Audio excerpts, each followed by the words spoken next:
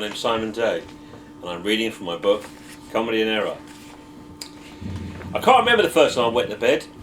I was between 3 and 6, probably. That's what it says on the website I found. I went to bed 3 or 4 times a week, right up until in my last year at primary school. It was soul-destroying for me, and very boring for my parents. I used to wake up and think, oh no, not again. Another Tintin book ruined. Actually, the hardbacks are remarkably durable. Poor mum and dad. I never thought about them having to strip the bed and wash the sheets over and over again. They must have worried too, but it was the 70s and no one, least of all children, saw analysts or psychiatrists.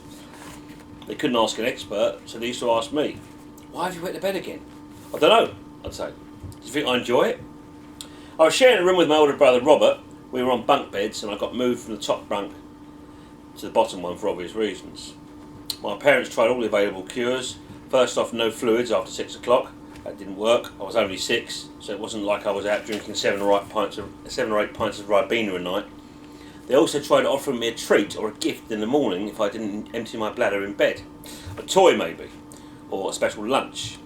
I remember once they promised me a trip to the fair. I can clearly recall Mum tucking me in and talking about the helter-skelter and the dodgems. I went to bed with a smile on my face.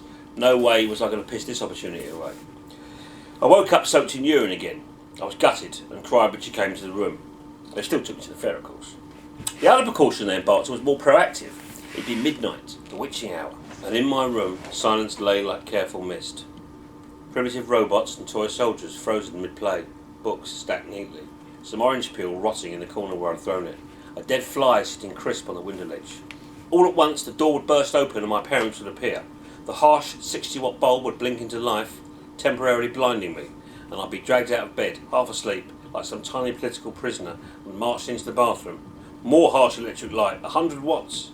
They then sort of hang me over the toilet and fumble my tiny penis out of my pyjamas and encourage me to pee into the bowl. By this time I'd be fully awake, and the strange thing was, they'd always be talking about something completely unconnected to what we as a family were doing, like the guttering or renewing Dad's National Trust membership.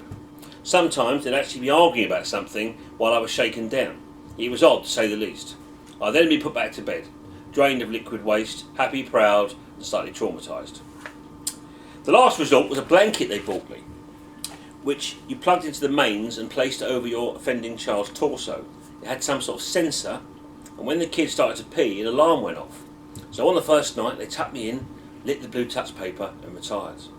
At around 12:30, they were woken by a furious beeping. They rushed into my room and found me fast asleep, the alarm going off as I peed on regardless. Thank you very much.